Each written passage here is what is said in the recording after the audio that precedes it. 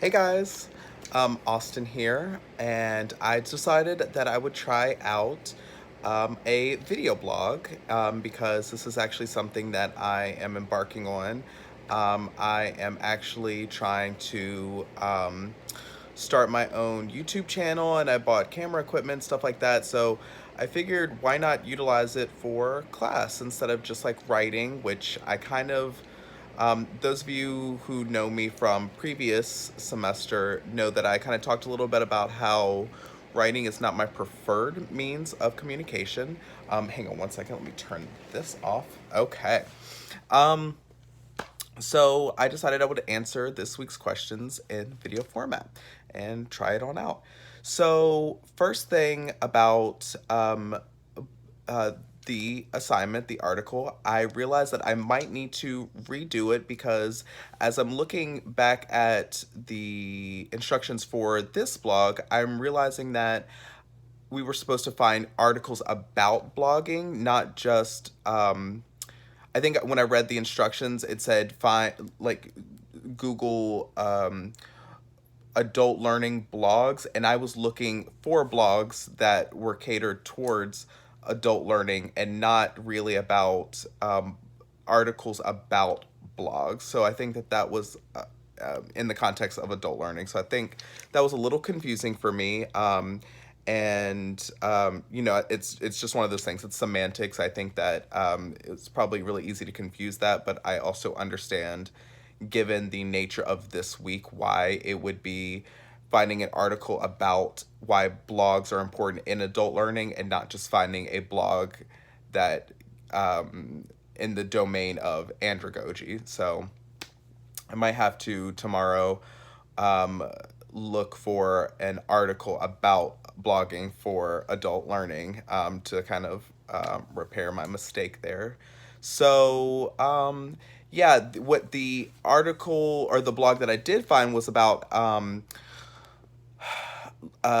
language acquisition for adults versus children, because I think that there's a myth floating around that if you haven't learned, or I'm sorry, that there's a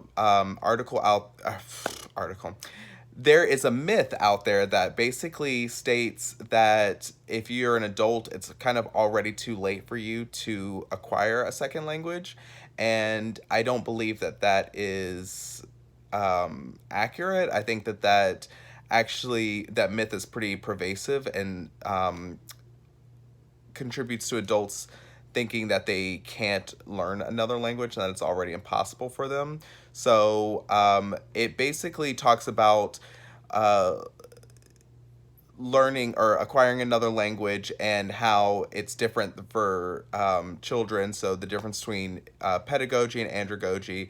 And one of the biggest things that I've noticed in my own language learning, I'm kind of a self proclaimed language dork. And I really do think that what's true about teaching, the difference between teaching language to children and adults is that children tend to just take language or take lessons as is, whereas adults really want to know about the rationale behind certain grammatical structures, vocabulary, etymologies, because you know, that cognitive aspect in adults is a lot more active and a lot more advanced than it is in children. So, in order to satisfy a lot of their needs and in order to engage them, you really do have to address some of the that rationale behind language acquisition, and you really just it's not as simple as that's just because.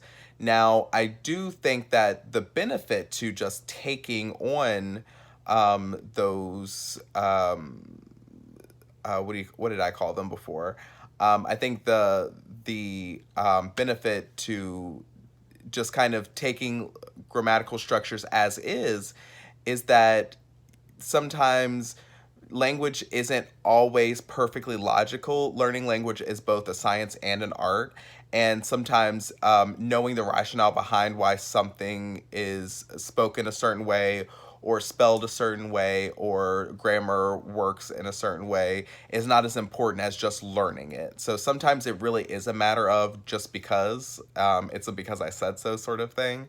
Um, but yeah, so that was the, and it also talks about building on and acknowledging the experiences of adults, and using that to engage them, which again, these really do go back to um, the inner workings of pedagogy and andragogy. And I think that it's really interesting to apply them to language learning. And for me, that really engages me because I really do love language acquisition, and I love linguistics, and I love grammatical structures. So um, that's just my point of dorkiness, and I think we all have our own. Um, yeah, so that's about my blog, and I actually tweeted two blogs wrongly, but I A for effort, I guess. Um, and so the next question that we were supposed to tackle in this blog is um, my reflections on the readings. And I think that so we had to read the article about why it's important for academics to blog, and we read chapter one in our textbooks. And chapter one really went over, talked a lot about MOOCs, and that massive online open courses. And so we, like I said, in ADLT 640, we learned a lot about MOOCs. And what I liked about this chapter is that it really did go into depth about what some of the pros and cons are in MOOCs and its history. And like I said, we did learn about them, but it was really interesting to hear about the classes and that were set up as MOOCs. And I think that I forget which university they talked about, but they really did. They were talking about that there was a math class that had like 20,000 participants in it, and how they shut it down because there were major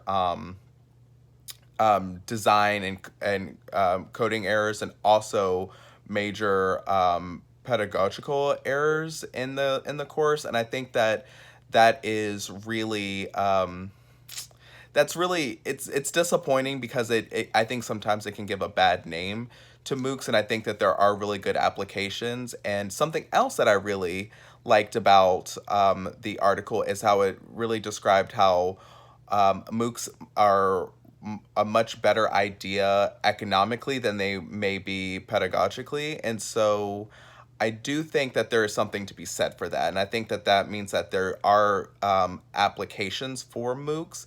I just think that they might need to be tweaked just a little bit so that they can fulfill both pedagogical and economical requirements to be worthwhile. Um, Something that I learned in ADLT 640 is that oh, sorry guys, I'm losing my point here, but this is the nature of, I guess, vlogging or blogging here, is it's very real life. Um, was that, oh my goodness, come on. Lost my point. I may have to edit this a little bit. Um, Oh man, I lost it. Okay, but I'll come back. I'll come back to it. I think that MOOCs are can be really good for certain applications, and I think that we have to apply a lot of intentionality behind it and make sure that they are worthwhile.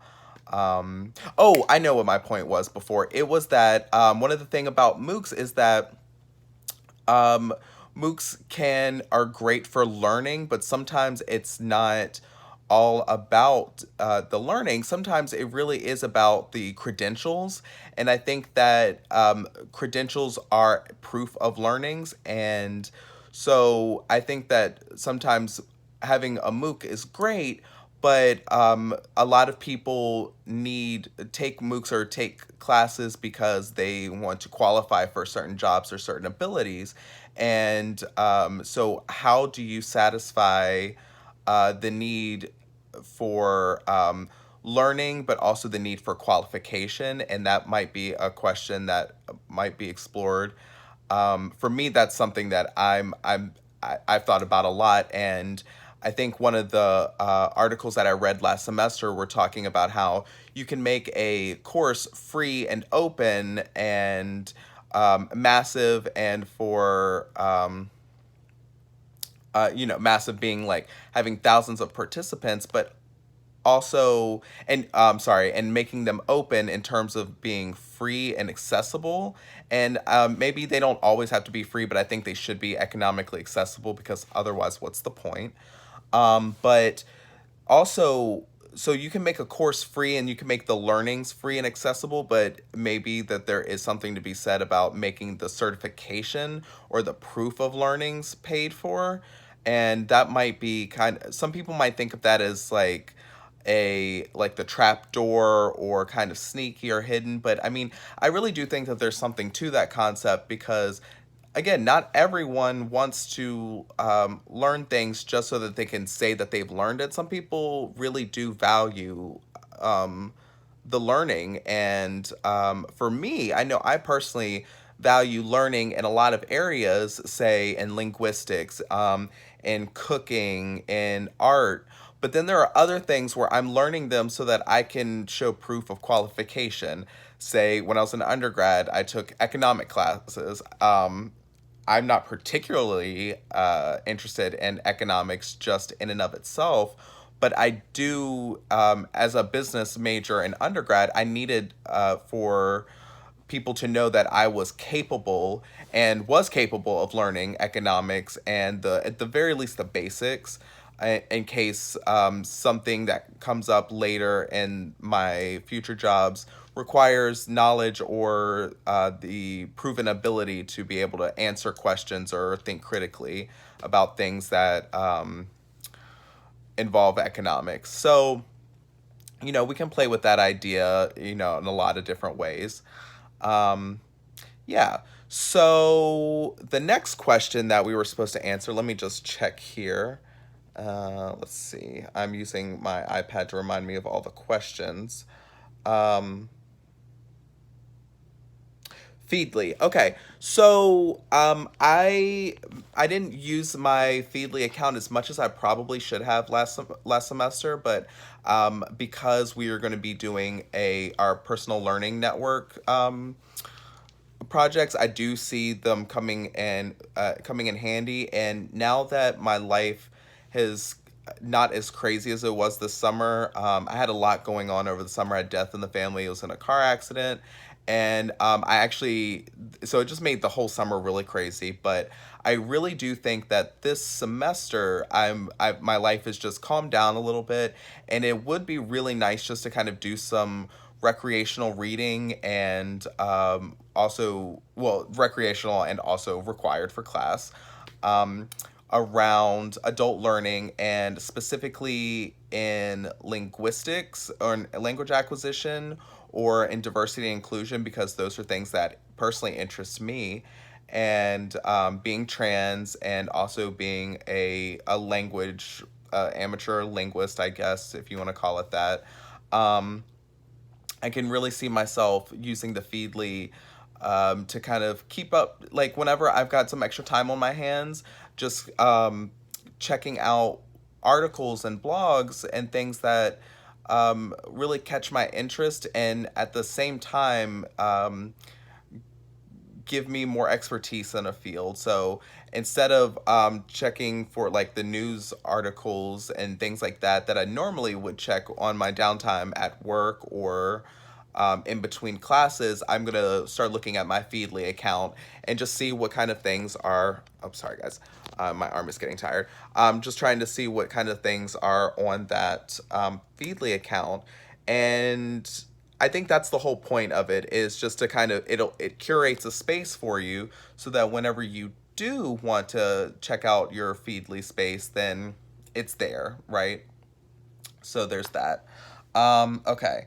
This video is getting long and I do apologize for that, but let's see what we got here. Um, Pros and cons. Cons to Feedly. I don't know if I know of any cons. Let's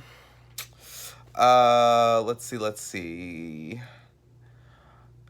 Yeah, I don't know. I don't know that there are cons because it's more just like if you know what Feedly is and you know how to use it and you use it for what it's good for, I think that I mean, the cons are going to be if you think that it's going to do something magical for you and it's like if it's going to like transfer the knowledge from those blogs to you via osmosis, and that's just not going to happen. So, for me, I don't really see a lot of cons in that personally. So, yeah, that's just me though. I think that I'd be interested to see what my peers say about the cons because I don't know, maybe I'm not thinking about it in the right way, in the same way I wasn't thinking about it correctly with our class assignment. So, meh. Anyway, blogs. Okay, let's see. How could blogs be utilized in your specific context? What would barriers be to utilizing blogs? What could be the affordances? What roles do you envision playing in your PLN? I think I talked about that a lot.